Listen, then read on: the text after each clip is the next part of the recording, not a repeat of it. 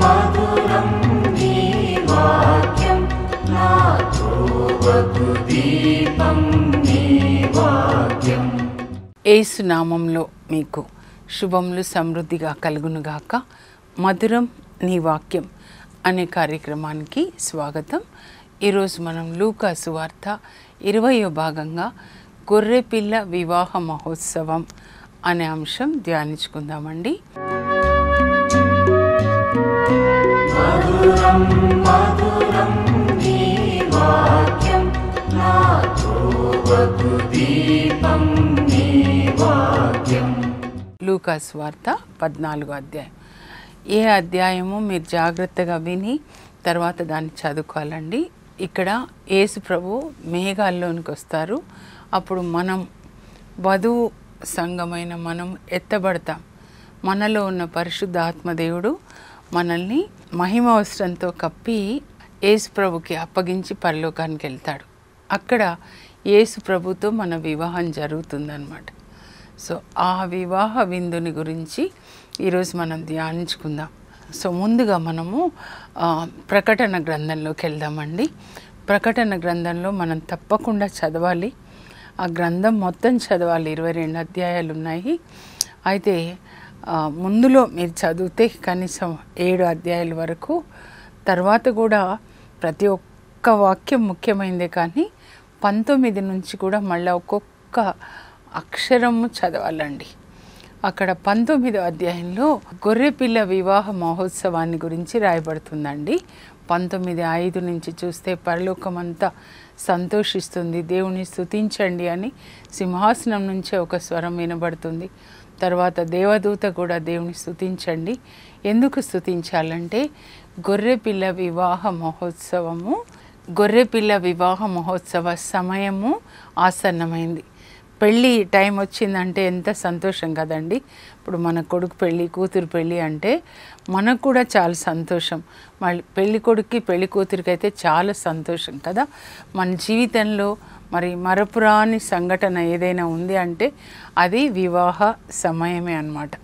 పరమగీతాల్లో కూడా సొలొమోను వివాహ సమయం ఆసన్నమైనది అని రాయబడి ఉంటుంది. ఆయన తల్లి ఆ సొలొమోన్ వివాహ సమయానికి ఆయన తల మీద కిరీటాన్ని పెట్టి అలంకరించారు అని రాయబడి ఉంటుంది అన్నమాట.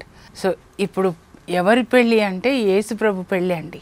ఆయన పెళ్ళి కొడుకుగా ఇప్పుడు రాబోతున్నారనమాట.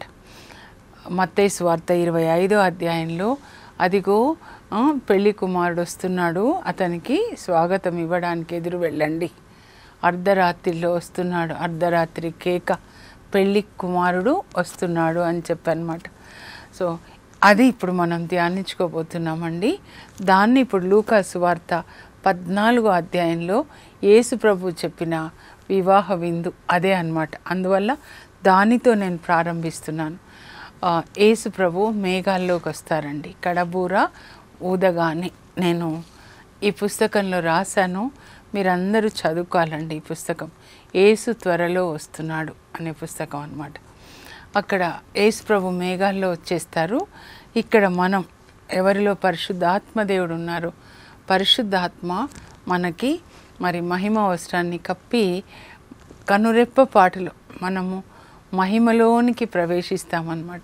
మనల్ని మేఘాల్లో వచ్చిన యేసు ప్రభుకి అప్పగించి ఆయన పరలోకానికి వెళ్తారు. ఎప్పుడైతే పరిశుద్ధాత్మ పరలోకానికి వెళ్ళిపోతారో అప్పుడు అంత్యక్రీస్తు పరిపాలన ప్రారంభమవుతుందండి. భూమి మీద 7 సంవత్సరాల పరిపాలన అన్నమాట. దాని గురించి ప్రకటన గ్రంథం 23లో వ్రాయబడి ఉంటుంది. మృగము అసత్య ప్రవక్త అని అంటారు. మృగం అంటే ఈ క్రీస్తు విరోధి, యాంటీ క్రైస్ట్, సాతాను పుత్రుడు అనమాట. అప్పుడు మనం ఎక్కడ ఉంటామంటే ఎత్తబడతాం కదా మేఘాల్లో. యేసు ప్రభుకి అప్పగిస్తాడు. అప్పుడు యేసు ప్రభు మనల్ని వివాహం చేసుకుంటారనమాట. అక్కడ ఎలా ఉంటుందంటే ప్రకటన 19 అండి 7 నుంచి, గొర్రెపిల్ల వివాహ మహోత్సవము ఆసన్నమైనది, వధువు సిద్ధమైనది, ఆమె ఈ పెళ్లి కుమార్తె మహిమా వస్త్రములు ధరించ అనుమతించబడిందంట. ఆమె పరిశుద్ధమైనటువంటి మహిమా వస్త్రములు సన్నని నార వస్త్రాలు ధరించడానికి అనుమతి ఇవ్వబడింది ఆమెకి.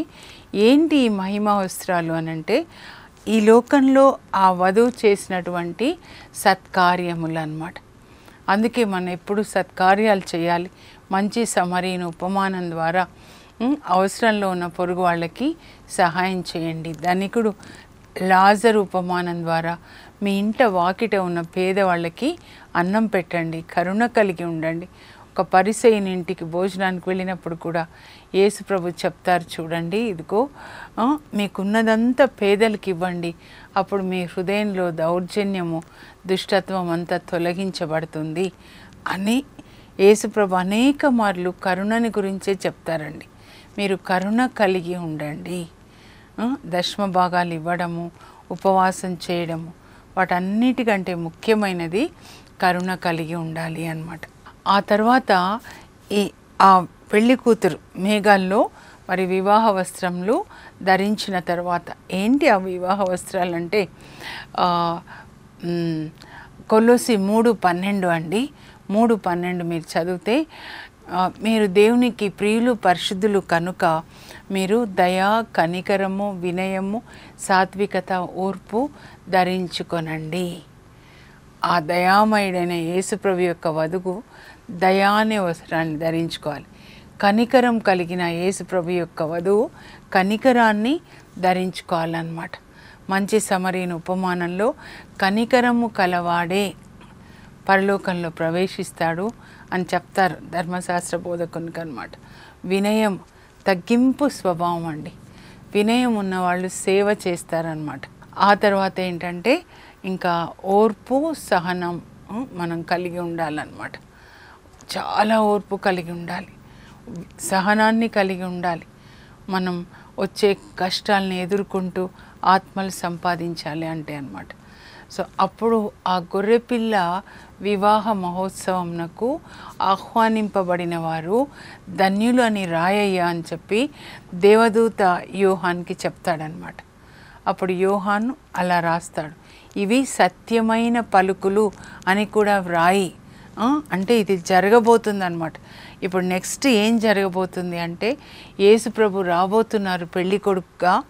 మనం పెళ్లి కూతురు పరిశుద్ధమైన కన్యకగా మనము ఆయనకి సమర్పించుకోవాలి. పరిశుద్ధాత్మ మనల్ని పరిశుద్ధపరుస్తాడు. పరిశుద్ధపరిచి మనల్ని యేసుప్రభుకి అప్పగిస్తాడు. ఆదికాండం 24లో ఎలియాజరు రిబేకాని ఇస్సాక్కి అప్పగించినట్లుగా. కనుక మనం యేసుప్రభు యొక్క వధువుగా సిద్ధంగా ఉండాలండి. ఎప్పుడొస్తాడు పెళ్లి కొడుకు అని. మన ఈ లోకంలో యేసుప్రభుని కాకుండా ఇంకా దేన్నైనా ప్రేమిస్తే ఆయన కంటే ఎక్కువగా అదే అన్నమాట స్పిరిచువల్ అడల్టరీ. యేసుప్రభు మన హృదయంలో రాజుగా ఉండాలి. మనం ఆయనకి సమర్పించుకోవాలి రాణిలాగా. కీర్తన 45:11లో అక్కడ రాయబడి ఉంటుంది మన గురించి. ఏంటి అనంటే, కుమారి కుమారి నీ రాజు నీ సౌందర్యంనకు మురిసిపోవును కనుక నీవు ఆయనకు నమస్కరించు. అంటే ఆయనకు సమర్పించుకో, ఆయనకు విధేయించు నీ రాజుకి. నీ సౌందర్యం అంటే బాహ్య సౌందర్యం కాదండి, ఆంతరంగిక సౌందర్యం అన్నమాట. సాత్వికత, ఓర్పు, పరిశుద్ధత, ఇన్నర్ ప్యూరిటీ అన్నమాట. నిష్కలంక మాత. పరమగీతాలు 4:7లో మరి మరియ తల్లిని గురించి పరిశుద్ధాత్మదేవుడు పలికిన మాట, నీ లోపల కళంకం లేదు, నీ అంతరాత్మలో లేదు కళంకం. నిర్మల మాత, పరిశుద్ధంగా ఉంది, మనసులో కూడా పరిశుద్ధంగా ఉంది. మంచి ఆలోచన యొక్క మాత. మంచి ఆలోచనలు, ఎవరికి సాయం చేయాలి. ఎలిజబెత్ అమ్మకి వెళ్ళి సేవ చేస్తారు. పరిశుద్ధాత్మని పొంది మరి దేవుని తల్లిగా ఆమె అప్పుడే మరి గర్భం ధరిస్తారనమాట.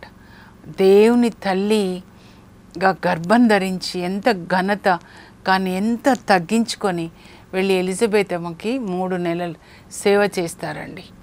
అది పరిశుద్ధాత్మ పొందిన వాళ్ళ గుర్తు అన్నమాట. సేవ చేస్తారు.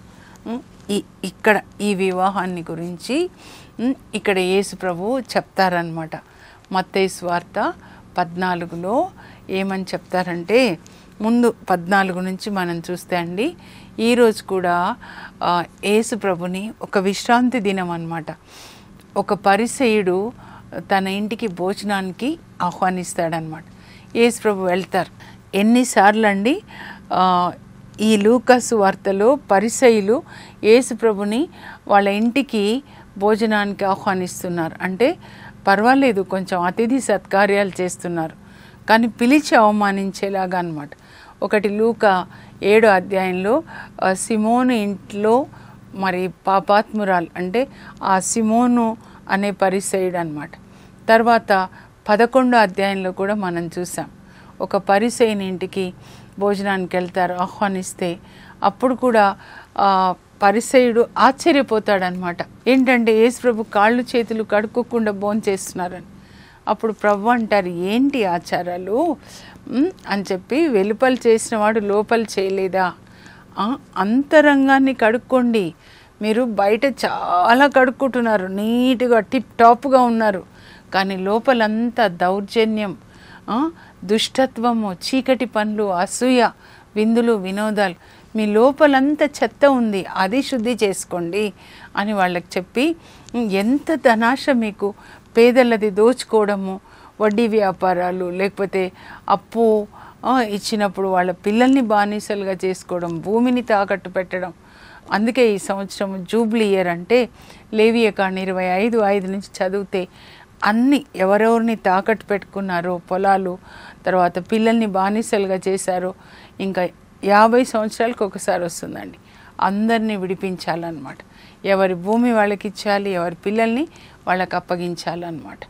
సో వీళ్ళు ఇట్లా ఉంటారండి. దశమ భాగాలు ఇవ్వడంలో ఫస్ట్, ఆ తర్వాత ఉపవాసం చేయడంలో ఫస్ట్, మరి ఎక్కడైనా వెళ్తే ఫస్ట్ సీట్లు కోరుకుంటారు వీళ్ళు.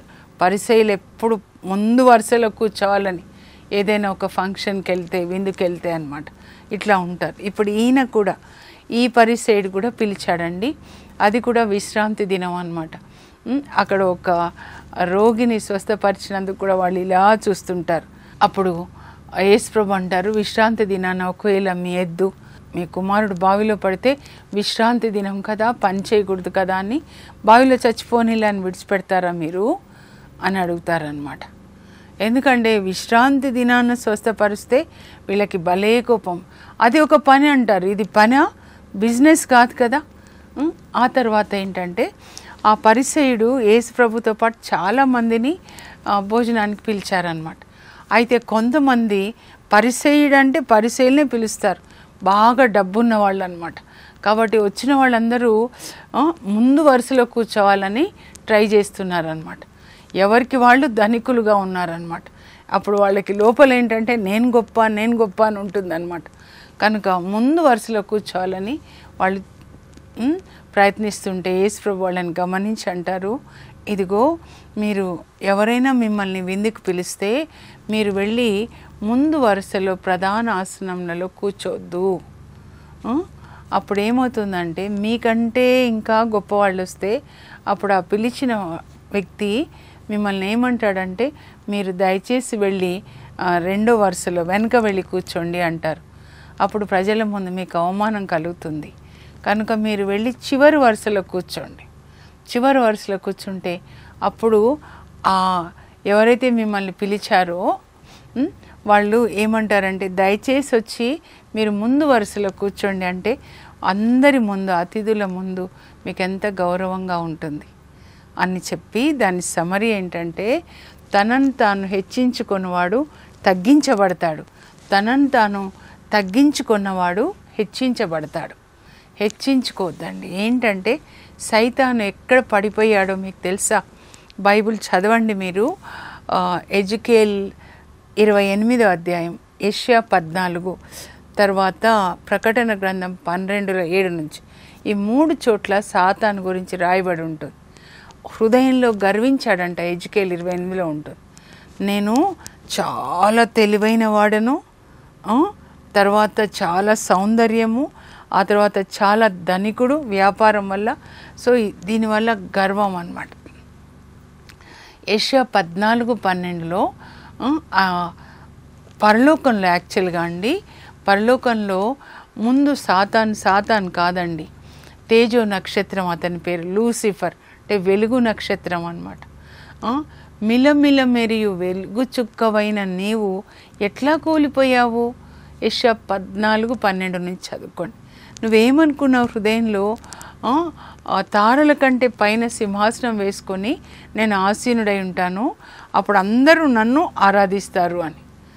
దేవుడు ఆయనని సృజించారండి చాలా అందంగా. ఆయన క్రింద పరలోకంలో 3వ వంతు దేవదూతలు కూడా ఉంటారు. మ్యూజిక్ లీడర్ అన్నమాట, కొయర్ లీడర్ అంటారు కదా. వాళ్ళందరూ దేవుని స్తుతిస్తున్నారు. అయితే హృదయంలో ఏమనుకున్నాడంటే, ఎంత అందంగా సృజించారో దేవుడు, నీ కొరకే మణులు మాణిక్యాలు నవరత్నాలు అంటారు చూడండి, అవన్నీ నీకోసమే. అప్పుడు అనుకున్నాడు, నేను కూడా ఇలా దేవునిలాగా సింహాసనం వేసుకుంటే ఈ 3వ వంతు నా వాళ్ళు నన్ను ఆరాధిస్తారు కదా, నన్ను స్తుతిస్తారు కదా. దేవుడు ఏ పొజిషన్ ఇచ్చారో దానికంటే ఉన్నతమైన పొజిషన్ కావాలనుకున్నాడు. అనుకొని దేవునితో తిరుగుబాటు చేశాడనమాట. పరలోకంలో యుద్ధం ప్రారంభమైందంట. ప్రకటన 12:7 ఉంటుందండి. అంతటా దేవలోకమున యుద్ధము ప్రారంభం. తిరుగుబాటుతనం. ఎందుకంటే ఏ స్థానం దేవుడు ఇచ్చారో దానికంటే ఎక్కువ కోరుకోవడం అన్నమాట. తిరుగుబాటుతనం. అట్లానే మనం సంఖ్యాకాండం 16లో చూస్తామండి. కోర, మోషే వాళ్ళ చిన్నాన్న కొడుకు, ఒక 250 మంది తిరుగుబాటు రిబెలియస్ గ్రూప్ని తయారు చేస్తాడు. అట్లానే పరలోకంలో ఈ తేజ నక్షత్రము ఒక 3వ వంతు గ్రూప్ దేవదూతల్ని దేవుని మీద తిరుగుబాటు చేయించాడనమాట. ఈ రిబెలియస్ స్పిరిటే అది సాతాన్ స్పిరిట్ అన్నమాట. తిరుగుబాటుతనం, ఇంట్లో కానీ లేకపోతే పని చేసే చోట కానీ ఎక్కడైనా తిరుగుబాటు. ఉన్న స్థానము దేవుడు మనకి ఏ పొజిషన్ ఇచ్చారో ఆ పొజిషన్లో ఉండాలండి. మనందరము యేసుప్రభు శిరస్సు అయితే మనం శరీరం. సో నా పొజిషన్లో నేను ఉండాలి. ఒక స్త్రీగా నా స్థానం ఏంటి, ఈ చర్చిలో నా బాధ్యత ఏంటి, నన్ను ఎక్కడ ఉంచారో నేను అక్కడే ఉండాలి. నేను బిషప్ కాదు, నేను గురువు కాదు, నేను ఒక స్త్రీ, ఒక ఇల్లాలుగా దేవుడు నన్ను సేవకు పిలిచారు. May God speak to you.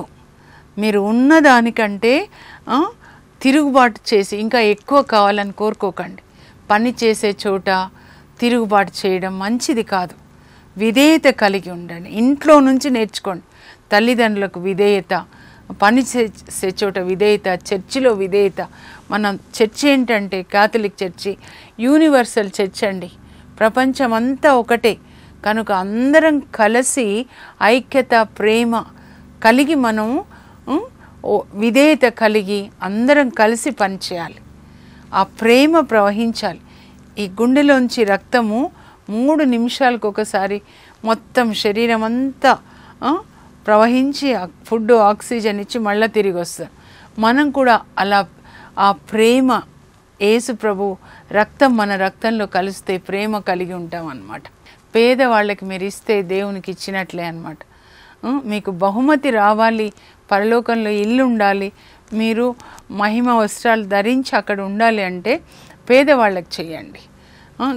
ఉన్నవాళ్ళు ఇంకా ఉన్న వాళ్ళని పిలిస్తే సముద్రంలో నీళ్లు పోసినట్లు దైవజనులకు కూడా ఉన్న వాళ్ళకే సముద్రంలో నీళ్లు పోసినట్టు అన్నమాట. పేదవాళ్ళకి ఇస్తానండి నేను. దేవుడు నన్ను ఎవరికి ఇవ్వమన్నారో ఇవ్వడంలో దైవజనులు కావచ్చు, ప్రజలు కావచ్చు, పేదవాళ్ళకి. ఎందుకంటే వాళ్ళలో జీసస్ని చూసి మదర్ తెరేసా తల్లి గారి సేవ నాకు చాలా ఇష్టం. తర్వాత అప్పుడు ఆ అతిథుల్లో ఒక ఆయన అంటాడు, దేవరాజ్యంను భుజించువాడు ఎంత ధన్యుడని. అప్పుడు ప్రభు చెప్తారనమాట ఈ ఉపమానం. ఏంటి అంటే ఒకడు పెళ్లి విందుకి అంత సిద్ధం చేస్తారు. ఒకరు అంటే యేసు ప్రభువే అనమాట. పెళ్లి విందు అంతా సిద్ధమైంది, పెళ్లి కార్డ్స్ ఇచ్చారు ముందు. అప్పుడు సేవకుని పంపిస్తాడు, విందు సిద్ధమైంది, వెళ్ళి ఎవరెవరికి మనము పెళ్లి కార్డ్స్ ఇచ్చామో వాళ్ళందరినీ రమ్మని పిలవండి అని. అప్పుడు వీళ్ళు వెళ్తారనమాట. వెళ్తే వాళ్ళు చెప్తారు, అయ్యా ఒకరు ఏమన్నారంటే నేను రాను పో, నేను పొలం కొనుక్కున్నా, పోయి పొలం చూసుకోవాలి. ఇంకొకరు అన్నారు నేను ఎడ్లు కొనుక్కున్నా 5 జతలు, వాటిని పోయి చూడాలి, నేను రాను పో అన్నారు.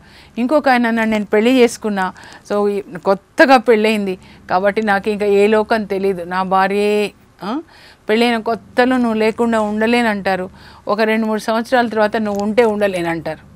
ఇట్లా ఎంతమందిని చూశానో నేను. శరీర సంబంధమైనది కాదండి వివాహం అంటే, దేవునితో ఒప్పందం. ఇంకా తర్వాత అప్పుడు చెప్తే అప్పుడు ఈ రాజు ఏమంటాడంటే, సరే మనం పిలిచిన వాళ్ళు రాలేదు కదా, కాబట్టి ఎవరు కనబడితే వాళ్ళని తీసుకొని రండి వీధులలో ఇక్కడ అక్కడ, అందరినీ తీసుకొని వచ్చి నా ఫంక్షన్ హాల్ ఫుల్ అయిపోవాలి. వాళ్ళు తీసుకొని వస్తారు. తీసుకొని వచ్చామయ్యా, ఇంకా ప్లేస్ ఉందయ్యా ఫంక్షన్ హాల్లో అంటే, ఇంకా ఎవరినైనా బలవంతంగా తీసుకొని రండి అంటారు. అప్పుడు వాళ్ళు వెళ్ళి అందరినీ తీసుకొని వస్తారనమాట ఫంక్షన్ హాల్ ఫుల్ అయ్యేలాగా. అప్పుడు బాటమ్ లైన్ ఏం చెప్తారంటే, యేసు ప్రభు పిలువబడిన వారు నా విందుకి వాళ్ళు అర్హులు కాదు, ఎవరినైతే పిలిచారో వాళ్ళు అర్హులు కారు అని ఇంకొక మాట కూడా అంటారు. మొదటివారు కడపటివారు, కడపటివారు మొదటివారు. ఆమె పుట్టడంతోనే క్రైస్తవులు అని నిర్లక్ష్య స్వభావం. దేవుని యొక్క మాట విధేయించాలంటే నిర్లక్ష్య స్వభావం. చర్చికి రాకుండా ఉండడము, చర్చికి వచ్చి కూడా అదేమీ లోపలికి వెళ్ళదన్నమాట. త్రోవ ప్రక్కన పడిన విత్తనాలు త్రొక్కివేయబడి పిచాచులతో తర్వాత తినివేయబడతాయి. లోపల ఒక్క విత్తనం కూడా వేయబడదు. పొలంలో విత్తనాలు వేయకపోతే ఎట్లా పంట వస్తుందండి? మొదటివారు కడపటివారు వెనక్కి వెళ్ళిపోతారు. ఎందుకంటే దేవుని దైవ భీతి, దేవుని మాట, దేవుని గౌరవించడం లేదు. శరీర వాంఛల చొప్పున ఏం తినాలి, ఏం త్రాగాలి, ఏం ధరించాలి. అంత్యక్రీస్తు యొక్క పని ఏంటో తెలుసా? He's at work now. చాలా మన హృదయంలో నుంచి దేవుణ్ణి తీసేసి ఇంకా ఈ లోక సంబంధమైన విందులు, వినోదాలు, తిండి, త్రాగడం, ఏం ధరించాలి, ఏం తినాలి, ఏం సంపాదించాలి అవినీతిగా, శరీర వాంఛల చొప్పున జీవించడం, ఇవన్నీ పెడతాడనమాట. ఇవన్నీ కలిపితే అది అంత్యక్రీస్తు అనమాట. దేవుణ్ణి హృదయంలోంచి తీసేయాలి. బిజీగా ఒక పొజిషన్ ఇవ్వడం, అధికారం ఇవ్వడం, అప్పుడు దేవునికి టైం లేకుండా అనమాట.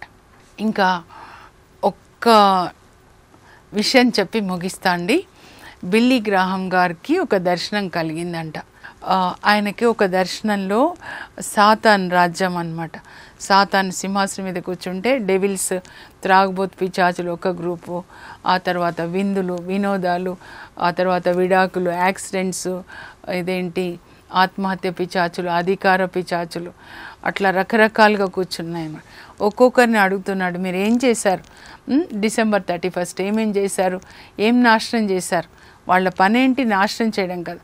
అప్పుడు ఒక ఆయన చెప్పాడంట, ఎడారిలో పెళ్ళి గ్రూప్ వెళ్తూ ఉంది, పెళ్లి కూతురు పెళ్లి కొడుకు రాజస్థాన్ లాగా అనమాట. వెళ్తూ ఉంటే పెద్ద గాలి తుఫాన్ ఇస్తే చాలామంది ఇసుకలోకి వెళ్ళి కూరుకొని పోయి చనిపోయారు. సంతోషంగా ఉన్న వాళ్ళు ఏడుపుగా మారిపోయింది ఆ పెళ్లి బృందం అంతా. అంటే వాళ్ళు చనిపోతే మనకేం వస్తుంది, పిచ్చోడానికి అర్థం కాల. వాళ్ళు చనిపోతే పరలోకానికి వెళ్తారు. నువ్వు కూర్చో, నెక్స్ట్ చెప్పమంటే, ఓడలో చాలామంది వెళ్తూ ఉన్నారు, అప్పుడు నేను తుఫాన్ ఇచ్చి ఆ ఓడను ముంచేశానంటే అంతమందిని చంపాను అని చెప్తాడనమాట. 500 మంది. పిచ్చోడని నీకు కూడా అర్థం కాలే, కూర్చోను.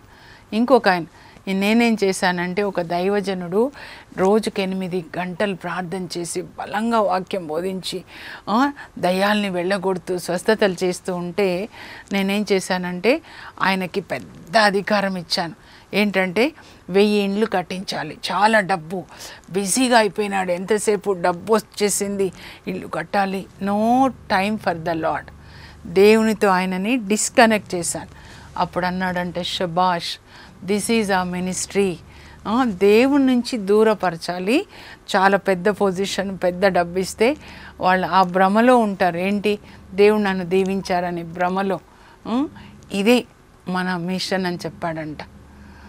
ఇదే యాంటీక్రైస్ట్ మిషన్ అండి. ఎక్కడ చూసినా కన్స్ట్రక్షన్స్ కదా. ఇలా మనం ఉండకూడదండి. మనం వివాహ విందులో యేసు ప్రభు ప్రక్కన కూర్చోవాలి, వివాహం జరగాలి, ఆయన విందులో పాల్గొనాలన్నమాట. ప్రార్థన చేసుకుందాం. పరలోకపు మా తండ్రి, మీ పరిశుద్ధ నామమునకు స్తోత్రం కలుగునుగాక. ఈ చివరి దినాల్లో ప్రభా, అంత్యక్రీస్తు సాతాను పుత్రుడు మా హృదయాల్లో నుంచి, అనేక మంది హృదయాల్లో నుంచి యేసు ప్రభుని తొలగించి మరి లోక సంబంధమైన వాటి వెనుక పరిగెత్తేలాగా చేస్తున్నాడు. ఇది సాతాను మోసమని కూడా గ్రహించకుండా ఆస్తులు సంపాదించుకోవడానికి అవినీతి పనులు, సొంత అన్నదమ్ముళ్ళ మధ్యలో కూడా విరోధము, శత్రుత్వాన్ని తీసుకొని వస్తున్నాడు. తండ్రి, మంచి జ్ఞానం, పరిశుద్ధాత్మ జ్ఞానం ఇచ్చి మీతో కనెక్ట్ అయి ఉండడానికి ప్రభువా యేసయ్య, నేను ద్రాక్షవల్లి, మీరు రెమ్మలు అన్నారు. మీతో కనెక్ట్ అయి ఉండి మీరు మేఘాల్లో వచ్చినప్పుడు మేఘాల్లో మిమ్మల్ని కలుసుకోవాలి, ఎత్తబడే సంఘంలో ఉండేటట్లుగా మాకు కృపని దయచేయండి. వివాహ విందులో పాల్గొనడానికి కృప దయచేయండి. యేసు నామంలో అడుగుచున్నాం తండ్రి, ఆమెన్. యేసు ప్రభు మేఘాల్లో వచ్చినప్పుడు ఆ గొర్రెపిల్ల వివాహ విందులో పాల్గొనే కృప దేవుడు మీ అందరికీ దయచేయను గాక. God bless you. Have a blessed day.